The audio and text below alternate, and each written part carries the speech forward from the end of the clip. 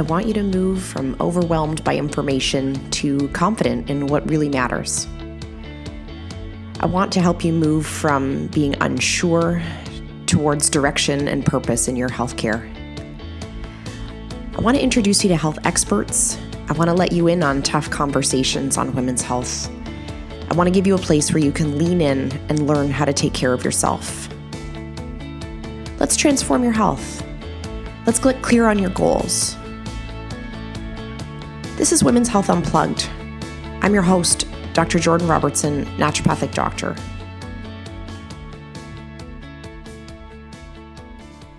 Welcome to another episode of Women's Health Unplugged. I'm Dr. Jordan Robertson. I'm a naturopathic doctor and I am in Ontario, Canada.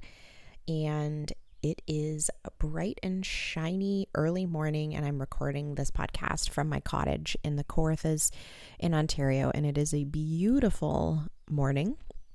The lake is glass, which is just my favorite when you can see the reflection of the shoreline and the sun and the clouds and everything like directly in the lake. It's really tempting to go for a paddleboard this morning, and maybe I will when I'm done recording this episode. It is 6:29, and the reason I'm giving you all of these details, and you can actually probably hear the birds now that I'm thinking about it, is that today we're actually talking about morning routines.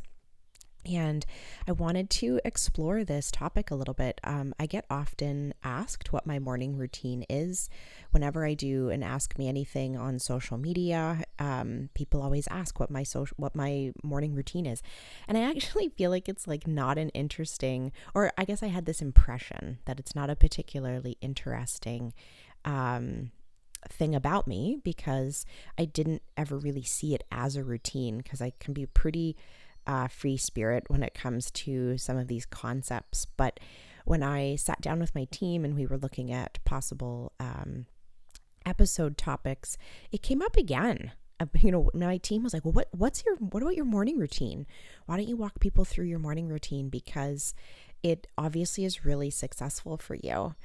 And it wasn't until I kind of sat down to look at the themes of my morning routine. So yes, I don't, there's no like hard-lined routine or organization of it that's just completely counter to my personality.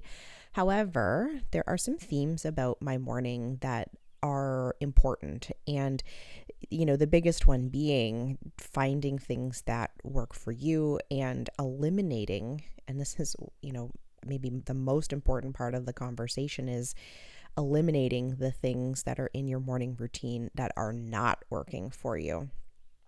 So when I think about what the kind of purpose of my morning actually is, aside from getting coffee into my body, which we'll talk about that in a second, but the purpose of my morning is to have this, quiet, special time carved out that lets me feel really confident and calm about the day.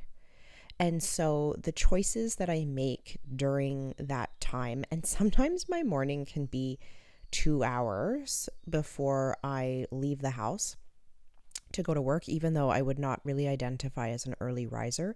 I wake up intuitively. So I don't intuitively eat, I intuitively sleep. But depending on how much time I have based on when I wake up, sometimes I can have 2 hours before I leave for work in the morning. So this long stretch of time that the things that I choose to put in it and what I choose to do, the purpose of all of that is to create calm, to create a sense of control and confidence about my day. And that's really, how I've chosen the things that go into my day. And then I've chosen to eliminate things that were not working for me, or that were not creating that feeling, right? I didn't want to sit down and do a thing or a task that left me feeling anxious, or made me feel rushed, or made me feel like that morning time wasn't mine. And so I want to walk through that a little bit together today. And I think that this brings up really kind of important concepts in like who owns your time. And there's a huge difference between like flailing out of bed at the last second and, rushing to, I'm saying in air quotes, like get, ready to be out in public, and doing all of those things for others, right? Like maybe doing hair, makeup, clothes, all of that, but doing it like kind of for like feeling like you're doing it for the other people that you're going to see versus feeling like it's an act of self-care or something that you're doing for you, running out of the house and then starting your day. That is not like giving you that sense of control or feeling like you own your day, right? Like that vision of that version of yourself. And I had lots of patients talk about, during the pandemic, because they didn't have the get ready part of their morning, that they would literally roll out of bed onto their computer, cameras off, and start working right away. And I don't think that sets the stage for success in the day. I'm just going to say it. I just don't think it does. And I think that those things happen to us every once in a while, right? Sometimes my intuitive sleeping means that I wake up too late. And when that happens, I usually say to my husband, like, why didn't you wake me up? And he's like, why didn't you set an alarm? And then I flail around, use some dry shampoo and fly out the door. So that still absolutely does happen, but those days don't feel as good as the other days. And so if that is happening to you, we really have to sort of take a step back and look at why is that happening? Is it because, your sleep is poor and there's something maybe that needs some focus? You're not going to bed early enough, which maybe is something that's perfectly within your control. There's some things there I think that kind of need to be examined, but that version of the morning is not something that I've ever done well with. And so my goal and purpose of my morning routine is to really create kind of the exact opposite of that. So I don't set an alarm, and I do I do intuitively sleep, which I think is such a funny term. I'm gonna totally use it. And part of the ability to do that is just by going to bed at a reasonable hour and knowing how much sleep I need in order to kind of wake up somewhere between like 5 and 6 every morning. My husband does set an alarm, so for sure there are times that I'm waking up because of his alarm. But I'm often awake before his alarm, or if I sleep through his alarm, I'm usually still waking up in a reasonable amount of time before I need to get ready and leave the house. I have to leave my house at like 7:20 in order for me to comfortably get to work, and give myself the same little mini morning routine in my desk, like at my desk. So I actually have two sort of morning routines that we're going to go through. And so I do kind of wake up naturally without the alarm. And the things that I've done to create that much time and space in the morning partly have to do with the sort of night before prep. So I always shower at night. I don't prepare my food at night, and I do know that some people benefit from that. But where some of that food prep comes in is that usually when we're putting away the leftovers at dinner, I'm pretty mindful of what that's going to look like from a lunch perspective. So I may take a chicken burger and before putting it away, chop it up into little pieces. I might segregate out some of the rice or whatever it is that I'm going to take for lunch the next day so that I have a relatively smooth time in the kitchen in the morning. But I don't like legit pack my lunch. I don't know why, but I don't do that. But I do as much of the like personal care stuff in the evening as possible. I don't like showering in the morning. I would, I'm happier sort of doing the like prep and hair stuff and all of that when my hair is dry, in the morning. So I give myself as much space as possible in the morning so that I don't have to do some of those things. And I wake up naturally. And the first thing that I do is sit and have this sort of like quiet cup of coffee. As if you follow me on social media, you know that like a third of the memes that I post are related to coffee. And for how much I love coffee and for how much I love joking about coffee, my daily consumption is actually very average. There have been lots of moments in my life where it has been higher, and we'll talk about that in a second. But that is like literally the first thing that I do. I don't do the lemon water. I don't do any, I literally, the very first thing I do is have a cup of coffee. Um, and the ritual of that coffee is now outweighs the importance of the caffeine. I'm not going to say that the caffeine is not important. The caffeine is incredibly important, but the ritual of it is very important. So I actually only have one cup of coffee during this entire home version of the morning routine, and the second cup is when I sit down at my office. But that morning cup of coffee is done quietly. And the purpose of that time is really to just sit and feel like I've got a grip on the day. And often I sit for like 45 minutes to an hour and drink this cup of coffee and do some of these sort of confidence building tasks that I do to help me get ready for the day. Now, as a side note, there's absolutely been times in my life where my love affair with coffee has gone completely sideways and I drink way too much of it. I specifically have had windows of time where my coffee consumption was so high that if I even was a little bit below that, and I specifically remember trying to come down off of my coffee at one point and literally like gagging in the bathroom in between patient appointments because the detoxification from the lack of caffeine was so significant that my whole body felt sick.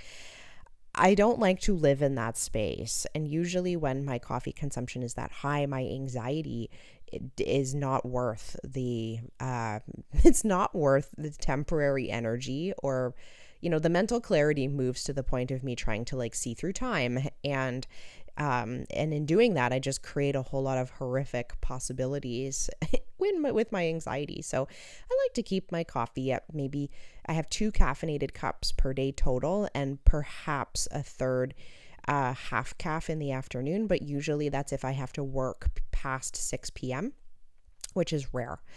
So I have that first cup of coffee and I sit with my husband during that time. And I like that time to connect.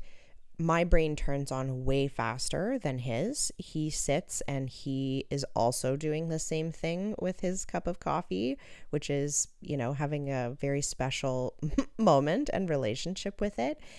And my brain turns on like immediately while he sits there quietly and then listens to all of my ideas for like half an hour. But I do like that time together. It feels like, and if you have kids, you know that like actual like one-to-one connection time with your partner can be pretty few and far between. We've always had that, special half an hour, 45 minutes, hour in the morning where it is like high priority that we just sit there. And sometimes we literally just sit there and we're both on our computers and doing our own thing. Sometimes I force him to come, sit with me in the hot tub, even if he doesn't want to. Or I follow him around with my cup of coffee and then just sit near him. We've always sort of had this like time where we sit and have the cup of coffee together. When we found our house, which is now our kind of forever house, literally the thing that sold us on the house was the fact that there was a little balcony off of our bedroom that we can sit and have a cup of coffee on. And that was the literal conversation of like, well, has to be the house that we live in forever because look, we can have our cup of coffee on this little balcony. So that time is actually really special. And it has saved us probably 1,000 deaths of figuring out who does what for the kids today. What are our pain points for the day? And that is how I spend that time. And when I say building confidence in the day, it's not because I feel like I'm a total boss. It's because we're sitting there, and when I chat with Sean, my husband, about it, we're usually trying to figure out if there's anything that's a bit of a pain point that we've kind of missed, or maybe someone's needs have shifted during the week that we need to be able to adjust to. So for example, we may get to Thursday and he's realized that exercise needs to be a priority for him, and we hadn't really organized that earlier in the week. And then during that coffee time, he will say, I need to do something tonight. So is that is that okay? Because we don't ask for permission, but can we create some space for that so that I can go and do my exercise or training tonight? That's what we kind of spend that time for. We, maybe quick conversation about what the kids' lunches need to look like. What time do I get home from work? He works from home. What does my day look like? What time do I get home from work? Do I need to run an errand on my way home? Do we have any pain points about making it to the weekend from a shopping perspective, etc.? That's what we do in that time, is chat about, well, I chat about all of my 10-year goals during that time while his brain is still slowly turning on. But then we also make sure that the day is going to be great, right? We make sure that we're on the same page, that everything feels good, that any little potential hiccup has been foreseen. And then, but if it hasn't, right, it's not like we're micro planning or micromanaging our day. That's not actually how we work at all. But it is just making sure that we're on the same page. Do we understand what the kids' screen time has looked like this week? Do we, have any calls during the day, if one of us is working from home, that we need quiet? Is there anything that we need support with that the other person totally needs to be on board for, whether it's their goal or not? And I've talked in other episodes about goal setting, and we've got one coming up about goal setting and leveraging your partner. But it's very common that people quietly set a goal in their head and then never tell anybody about it. And that just literally doesn't work when you're in a dynamic of a family system that actually you would require support from all of those people in order to achieve your goal. You can't just quietly say, I'm going to do a couch to 5K and I'm not going to tell anybody in my family, because you need them to be able to shift and move what's going on in their lives for you to create space for you to exercise. And then when that doesn't happen because you haven't told them, and then you don't accomplish your goal, right? We sit in the resentment of our family for not giving us the time and space to exercise. And then we also feel really terrible about ourselves. And so instead, we use that time to, ask for the space and time and support and what we need so that we can actually meet all of our individual goals. It's super important. But we also have literally just done it for 20 years, this morning routine of sitting and drinking a cup of coffee while I talk a lot and Sean sits there quietly and says, you're talking a lot. That's how it goes. But that understanding of your day, and that's kind of my next point, is probably the most important thing that I do from a time management perspective. I get asked often, especially by my colleagues, how I manage my time. And part of it is hidden in these simple steps that get done every day, but also I do this sort of same, I'm going to call it an activity, at the beginning of my week as well, to sit down and look at the landscape of the day or the landscape of the week or the landscape of the month to figure out what is coming, to figure out where my pain points are. What more can I tolerate on my list, right? What more can I take on in my day? Because sometimes when I look at a day and I'm like, look, this is 90% full and has no room for error. And then I get an email asking for more, or a staff comes to me and says, can we talk about this?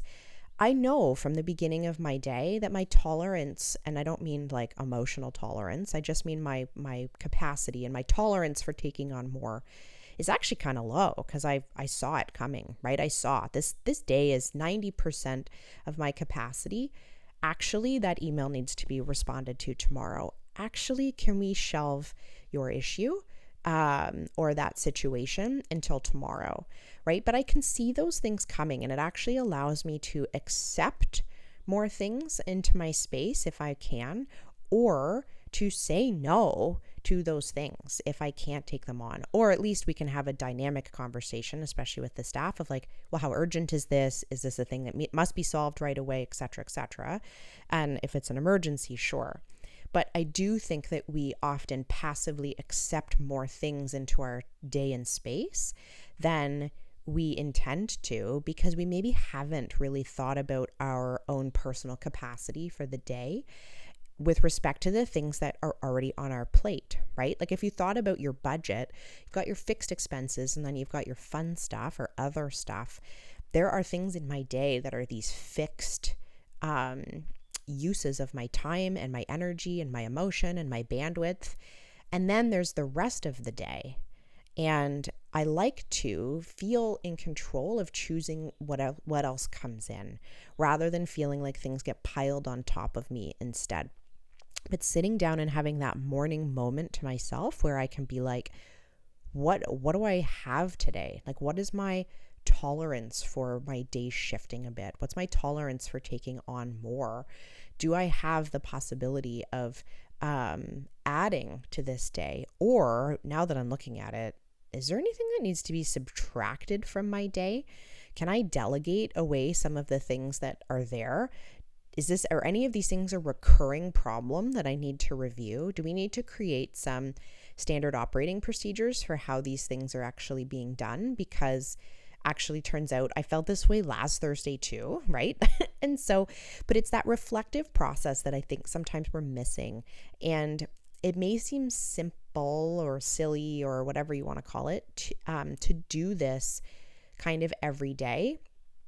But the way that leaves me feeling, to be able to look at the day and be like, yep, I have an hour here that is kind of unaccounted for.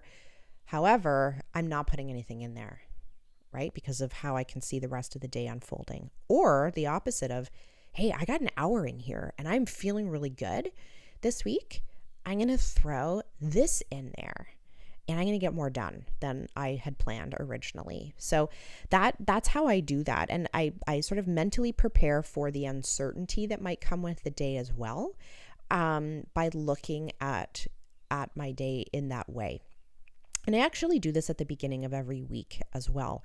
And it's part of my sort of delegation and dependent task process that I sort of work through. So sitting where I sit in my company, there are a lot of tasks that are dependent on me doing stuff, right? And you probably or may feel that way in a bunch of your work and maybe even in your family dynamic, that there are, the buck stops with you on this particular job or task and no one can move forward unless you do it, right? There are things like that in my life.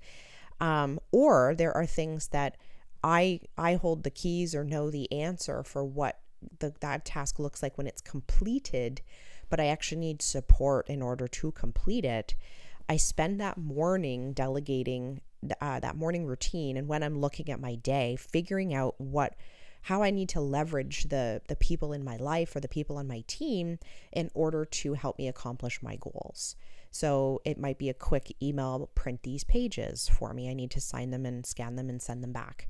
Or, sending something to Sean to be like, can you sign the kids up for this camp? I just got this email. Or, it's, emailing someone on my team to say, I have, these ideas or these pain points that we need to go through. Can we add it to our agenda for next week's meeting? Right? It's those kinds of things that I do in the morning in order to use the people on my team's skills in a way that helps me get things done, because I can proofread something for like 3 hours and still have a spelling mistake on it. Whereas I have a team member that would beautifully be able to manage that task and get it back to me. And so I spend that morning figuring out, actually do it on Sunday and Monday as well for the whole week.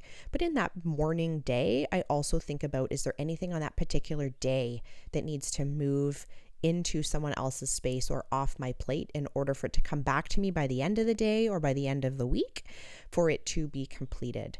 Now, in my work, we actually use project management software in order to do this, right? Where we can assign each other tasks, we can create dependent and codependent tasks with subtasks, etc. Meaning that like when someone checks a box, it sends me an email to say, okay, Jordan, so-and-so did their thing, it's your turn. But I do think that even before we moved to software-based, because now a lot of us work remotely or off-site, and so we've needed to move to a technological solution. Before that, we had the same systems in place. We just saw each other in person, or the people I worked with, I had face-to-face connection with every day.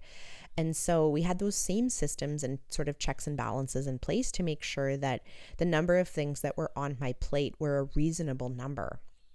And that I spent every, Sunday night or Monday morning figuring out how to support everyone else in their work and how to get those things off of my plate so that they came back to me with lots of time before they were due. I'm saying due in air quotes because we're adults. Things are due, but they're not really due at the same time. But I spend that morning time, so I'm getting a little bit away from my morning routine and talking about my week routine a little bit, but I spend that time in the morning figuring out if on that day, if there are things that need to be done that I need support with or that someone else needs to be a part of, and making sure that that person has those resources that they need to do it, and that I've been really clear about what it is that I need from them. And I do spend that morning figuring that out. That has saved me 1,000 deaths at work and in my life, because it means that I've become really proficient at asking for support. Because if you literally create the time and space in the morning to figure out who you need to help you in order to be successful in your day, and then communicate with that person, you will be more successful in your day. Even if the example in your life is just communicating with your kid, right? And saying to your kids, which I have to say often, look, I have a call from 12 to 1, and that is not a time that I can be interrupted. What do you need from me in order for us to make that happen? Do we need to make your lunch now? Do you need me to defrost these hot dogs? Do we need, right? Like whatever that version of that is in your life, versus it coming to 12 o'clock and then my kids are asking for food because turns out they're hungry, but I'm trying to work. We have the similar versions of that in our work as well. And sometimes we really just haven't taken that moment or time to sit back and think about what we actually need to be successful, and then asking for it and then receiving that help. And I do spend part of my morning figuring out what that needs to look like day to day. But I also really do kind of a big overhaul of what my week needs to look like on Sunday night or Monday morning, so that I can just disseminate all of those things to all of the people on my team that I need support with early in the week. And then I get them back by Friday afternoon kind of thing.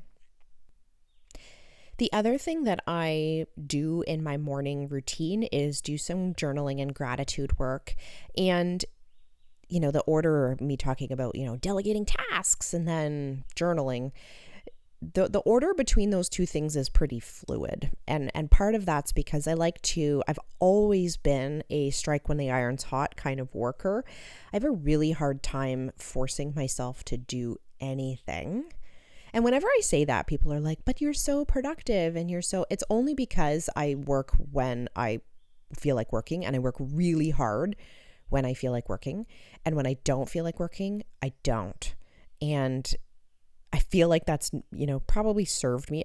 I'm sure there's moments where maybe it hasn't served me, but I despise reading the same sentence over and over, or procrastinating and then surfing through all my tabs while I'm supposed to be doing something. I would literally rather just put the work away and create deadline pressure by having it shifted and moved to a different time slot where I might actually be more productive. I just can't do that. So if I sit down and open my planner and I don't have anything really on the go and my day looks pretty light, and I'll do my gratitude journaling first, right? And then I will use that to create, some ideas about what I want my day to look like, etc. And then maybe move to the delegation, day planning type part of the morning. But sometimes when I sit down, I feel like my day is overwhelming. And I think this is where we can really easily shelve a habit like gratitude work. Because when I sit down, if I open my planner and I'm like, oh my God, this day is going to mow me over. I need to figure out how we're going to manage this. That's when we let those other habits like gratitude go by the wayside, right? Because it's like, I got to dig in to my work right now. I let myself dig in to the work right now, but I finish with the gratitude. And so this is when I say, like, I don't have a routine, but I do, because the components of the routine are always there. I just don't do it in the same order every day. And if I skip a day, it's not, it's fine. I just restart the next day. And sometimes when we talk about things like routines, or when I, even see online about, the CEO routine, or, the magic morning routine, it's like at 6:05, I get on my pillow and I meditate until 6:11. Like, that's just not how my routine goes. But my acceptance of the fluidity of it, but my commitment to the components of it, I think, is probably where my personal success has lied. But that's also my personality. Anyway, so the gratitude part of the day or of the morning happens either way. Sometimes it happens at the morning, the very first thing as I'm sipping my coffee. Sometimes it happens because I'm up before Sean, and so he can't listen to all my ideas, and so I might as well just write them down. Sometimes it happens at the very end before, and I'm like kind of rushing because now I've sat for too long, which is pretty much what happens every day. But I try and work it in every day without missing too many days in a row. I started with my gratitude practice after taking a mindset course where I just had to write down 3 things I was grateful for every day. And it was kind of the purpose of it was to do it come hell or high water. And sometimes that meant during times when I was struggling, or when I had a particularly PMS-y morning, that I would write down, like, I'm grateful for my coffee. I'm grateful for this mug.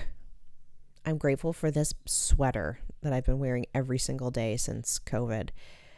These were the kinds of things that I wrote down because they were accessible. They were things I could see or feel or taste. But really, if you think about it, those are pretty surface level things, right? They're not particularly enlightened things that I was grateful for. However, the research on gratitude practice suggests that even spending the time to like think about how grateful I am for this sweater, even though it should probably be burned at this point, that you are flexing, certain parts of your brain that actually do create better mood and do create more calm, even if the thing that you're being grateful for is kind of silly. And so the practice of doing it is important, even if you're having a hard time, or even if you think I have nothing to be grateful for. Okay, fine. I'm grateful for this carpet and the color of it, or I'm grateful for this bird, even though he woke me up, right? It's the practice. And so I started with that after doing a mindset course, maybe about 6 or 8 months ago, is where I really kind of dialed in and started doing a more dedicated gratitude practice. And then I spent some time looking at some of the work on burnout. I read the book Burnout, which I highly recommend, by the Nardalski sisters, if I'm pronouncing their last name right, Emily and her sister. And they talk about the gratitude practice as well, and talk a little bit about some of the research behind it and how we can further that gratitude practice if we take it one step further. So rather than just saying, I'm grateful for this sweater, you want to connect your gratitude statement with your inner strength and your community. And so either, you're going to say something like, I'm grateful for this sweater because I bought it at my favorite clothing store in the community that I work in, and I love how close-knit my community business association is, right? So now I'm not just grateful for the sweater. I've actually expanded the thought to think about the how and why and how this sweater kind of came to be. You also can be grateful for your inner strength and skills that helped you achieve that thing that you're grateful for. So again, you're not just grateful for the sweater. I'm grateful for, the strength and resiliency that I've shown this year during COVID, And every morning that I get up and put this sweater on and start the day, I'm reminding myself that I'm going to keep going no matter what. So obviously those two statements, the one about the community and the one about my inner strength and resilience, is slightly more, I'm going to go back to my term, enlightened than just being grateful for this silly sweater that I wear every morning because I'm looking at it and I've got nothing to be grateful for. And so that practice of like sort of flexing the muscle and flexing it just a little bit more than you had originally intended is probably where we deepen that practice and get more out of it. So I have a spot in my planner that I write gratitude in every day. I'm actually just about to try a new planner. I'll let you know how that goes, that has dedicated space for gratitude work every day as well. And the practice of doing that, I feel like has made a kind of a tremendous difference because it really sets the stage for that morning and that day. And even if I'm rushing, right? Even if the morning is chaotic, even if I'm parenting alone because my partner's away, writing down like, I'm grateful that I had a minute to write this gratitude statement before I start the mom decathlon and I'm completely overwhelmed by everything that is about to happen to me. It's creating some levity like in that moment to be able to be like, okay, look, like today is not the worst, right? Like you can handle whatever is coming your way, even if it's maybe not exactly the way you wanted the day to be. You're creating an intention for that day. And that is a very powerful experience. So I write 3 things minimum that I'm grateful for. And I do try and evolve the statements about what I'm grateful for based on what I learned in the book Burnout. And, the evidence and things that I know about things like self-compassion and other signs of like inner strength and resiliency, which the research shows that women have less hormonal symptoms if we can engage in higher self-compassion. And so I do sort of have a dedicated practice for that to make sure that I'm actually taking care of myself in sort of that bigger way. So that's the sitting portion of my morning routine. So it includes me talking Sean's ear off about all my ideas. It involves the quiet cup of coffee. I'm saying in air quotes, my coffee feels quiet. I don't think his coffee feels particularly quiet. The rapid fire, can I get anything off my to-do list? Sometimes I'll send all my emails in the morning because I know I probably won't have a chance to look at it again for the rest of the day. My work is still work that is done without email. And so I accumulate like 50 emails by the end of every day, but it's not actually part of like my work in order to do emails. And so I actually find that whole situation relatively difficult. I delegate away the things that I need to other people, and then I have the time for gratitude. The rest of my morning routine looks like me getting myself ready, like personal care wise, getting ready, and then making my lunch and then heading to the office for the office portion of my morning routine. Because I've showered at night, I have a relatively easy and simple time doing the beauty portion of my morning. My hair blow dried the night before makes it really easy for me to get ready. I have a very simple makeup morning routine and whatnot. I'm not particularly high maintenance in that regard. And I really like clothes. And so I have lots of options. I really like clothes. And so to me, that portion of the day is actually really enjoyable because I've also made sure that I have enough time and space to do it. And then I make my lunch.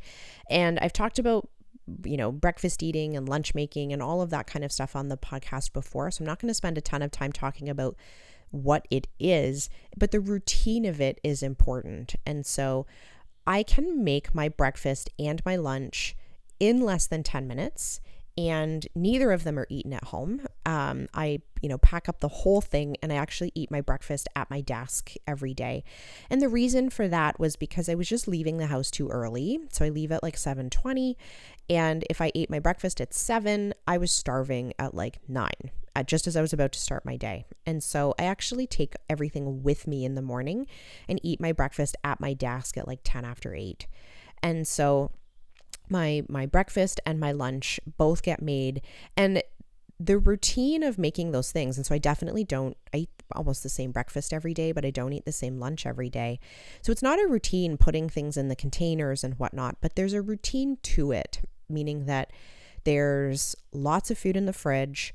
There is cut up protein, usually from the night before. There are options. There is fruit. There is protein powder. The infrastructure is there. There is Tupperware. All the things that I need to successfully, sort of dance through my kitchen and make my breakfast and lunch are all available to me.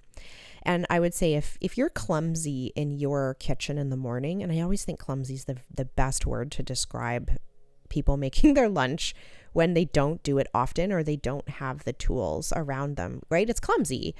If you're clumsy moving through your kitchen, making your breakfast, there's one of two things. One is either you're not doing it often enough, and so you need to clumsily do it every single day for like 3 or 4 weeks, and you'll get faster and you'll get better, but you won't magically get better by buying your lunch for a few days in a row and then trying to come back to the kitchen. You'll still be clumsy. Or you don't have the right infrastructure, meaning you need to buy some containers for your lunches. You need to buy some water bottles or mason jars or something for your smoothies. Just give yourself some freedom in that routine by getting yourself the things that you need in order for it to actually be successful. So I make those things. I make all of that stuff, my breakfast and my lunch, and I take it with me. And so I leave the house every day. And when the gyms were open, I left my house every single day with 3 bags. My work bag, which has my laptop and my planner, my lunch bag, which had my breakfast and my lunch and snacks, and my gym bag. And I left the house every single day with those 3 bags. And it wasn't that I was always necessarily going to the gym, but I always took my bag just in case. I never knew what my day was going to look like. And I live really far from my gym and my work. And I never wanted to be at work and realize that I could have gone to the gym and I didn't have my stuff. So I took them every day.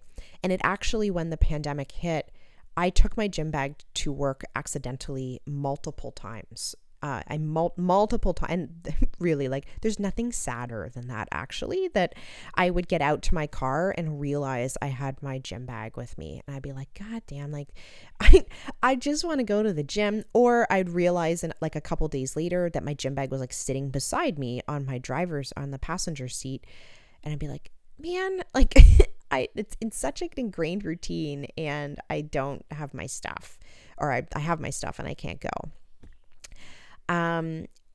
So that's me, and I leave the house with all of those things. Now, when I arrive at work, I have a work morning routine as well. And so I get to work. The goal is 30 minutes or more before my actual first appointment of the day. And so you can see the overall theme of my morning routine is no rushing. That is like the overall theme is I do not rush. I am not a good person when I rush. I forget stuff when I rush. And so really, when I think about what the overall theme is of having this routine, is that I don't want to rush. So I get to work usually around 10 to 8 or so. It's about a 30-minute drive for me. And I don't start work until 8:30. And so my first appointment is at 8:30. And so in that 30-ish minutes is when I have my second cup of coffee. It's when I look at my other to-do lists and emails and work. I look at the to-do list that's been tasked to me by my team, which is on a piece of paper sitting on my desk every morning, because I still roll with paper to-do lists. even though we have this really nice software, I still like a paper to-do list. And I work really hard at finishing every single thing that's been tasked to me in that first 20 to 30 minutes so that I can task it back to everybody else. And so it's that time that I move through all of the results of all the lab work that's come in the last 24 hours. That's the time when I will answer quick patient questions. If someone's asked a question through the staff and I just need to relay an answer back. If I have scheduling pain points, if the staff has said, can you look at X date? Can you start 15 minutes early? Do you have some wiggle room for this person? I'm doing all of that before I start for the day. And the reason is because I start working at 8:30 and my staff starts working at 9. And I like to take that piece of paper and have it be completed and put it back on their desk so that when they arrive at 9 o'clock, they can actually move through all of those things so that we can care for all of those people that are waiting for responses and nothing falls through the cracks because we've got multiple people looking at every bullet multiple times in a day. And knowing that's our routine kind of every day, like I said, the sort of overall themes is that I don't like to rush. And so I've built in or created a lot of space for myself. So if I get to work and I'm 20 minutes early, right? I know like 20 minutes early, meaning that I'm actually 10 minutes late. I know that we've got some buffer built in for how and when all those tasks that have been assigned to me get done. If I sleep in until 20 after 6 and still, instead of getting up at 5:45, I just shorten the length of time that I do some of those sitting and talking and gratitude and delegating. And, I always do my hair no matter how late I wake up, but I have the ability or flexibility to shorten some of the things that I like to do in my morning routine. And I'm still not running around like a chicken with my head cut off, running to work late. And so those are the two big themes, like no rushing, creating space. I like looking at the landscape of my day or week, depending on what day of the week it is, and asking for help, accepting help, delegating tasks as much as possible. And when I delegate, and we're going to do another episode on delegation because I think this is quite an important task. When I delegate, I then stop caring at that particular moment how the outcome turns out. So if I say to my husband, can you make something for dinner? And, why don't you make a pasta for dinner? Full stop. At the end of that sentence, and he says, yes, yeah, I'll make pasta for the kids for dinner. After that moment, I literally stop caring about how that pasta turns out. I don't care what gets put in it. I don't care how good it tastes. I don't care what time they eat it. I don't care if they use the spiral noodles that I was planning on using later in the week, because you can't, right? Like, good delegation actually means that you pass the task on to someone else and you stop caring about how the outcome turns out. Or if you do care, you need to be way more specific in your delegation, right? I needed to say, hey, Sean, can you make pasta and don't use those spiral noodles because I have a plan for those later in the week? But instead I just said, can you make a pasta? And so when I delegate work away, I stop caring about how the person achieves the outcome, right? They could do it, standing on their head. They could do it at a coffee shop. They could do it in many ways. He could put chicken in the pasta. He could put shrimp in the pasta. It literally doesn't matter. It's when we hold on to all of those pieces of the thing that we've delegated that we really haven't delegated at all. And so if you feel like you're a delegator and yet you still feel overwhelmed by the stuff that's on your plate, you have to really look at whether or not you're truly delegating and emotionally delegating things away too. Or are you still holding on to some kind of piece of it that you're controlling in some way? So I delegate all of my tasks, get things off of my to-do list, but I also really slow down and think about the purpose of that day and what I want that day to look like for me, not just from a productivity perspective, but from an emotional perspective. And sometimes I can stare down a day and be like, this is going to be a tough one. But I do think, and when I think back to some of my own resiliency training, so much of that comes from my exercise. and from my training, because sometimes an exercise or training session is really short, right? Or you have to be really strong for a really short period of time. And sometimes it's like a marathon on paper and you're like, oh my God, I got to do this. And then I got to do this for 4 rounds. That training, or that resiliency training, that is really what exercise does most for our mental health, is creating the toughness that you can actually persevere through difficult things. I want to know kind of at the beginning of the day emotionally what it's going to take for me to be at my best for the day. And so when those things happen, or when uncertainty happens, I've actually already decided how I want to show up in my day. And I'm going to choose that version of myself rather than letting my day steamroll me over.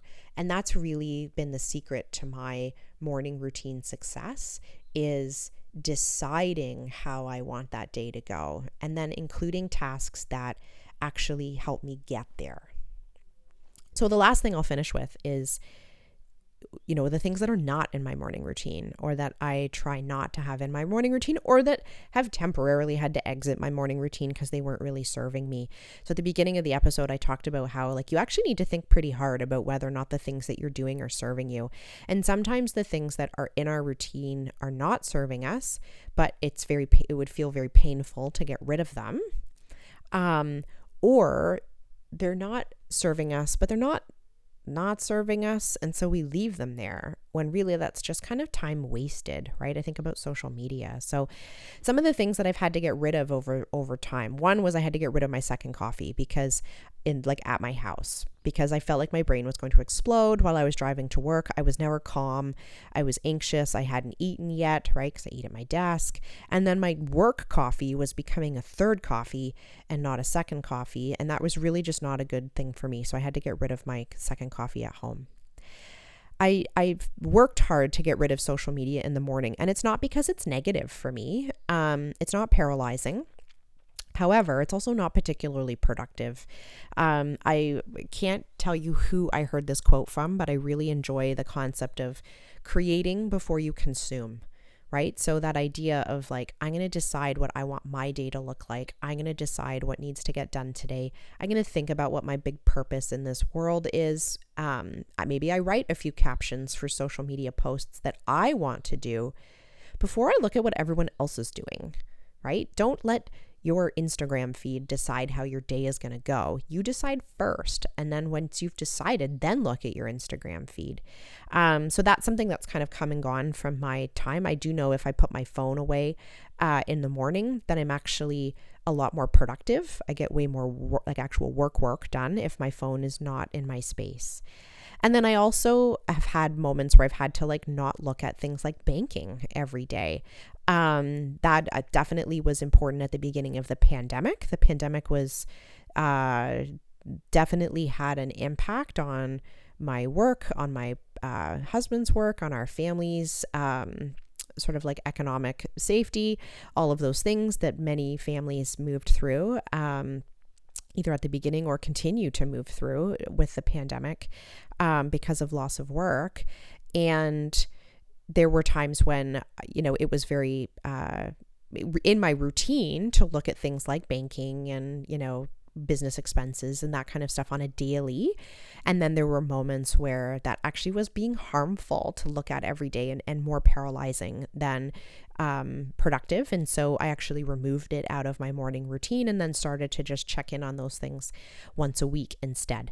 So that doesn't mean that those things have always stayed that way, right? There are mornings where I have a second coffee at home, or there are stretches where I do look at banking every single day, or there is time when I'm unproductive. But it's that circling back to the purpose of the morning routine as often as possible and making sure that everything is just always serving and that it's not just there, right? I want to live with more intent than that. I don't want things to just take up space in my day. I want them to feel productive, feel like they're moving me forward, and that they're actually really serving me. And that's my morning routine. I hope you enjoyed that episode of Women's Health Unplugged. My goal is to help you feel more confident about your health. Please remember that what we talked about today in the podcast does not constitute medical advice, nor was a doctor-patient relationship formed. If you have questions about your healthcare or about how today's topic pertains to you, please take it up with your family doctor, your specialist, or someone on your health team.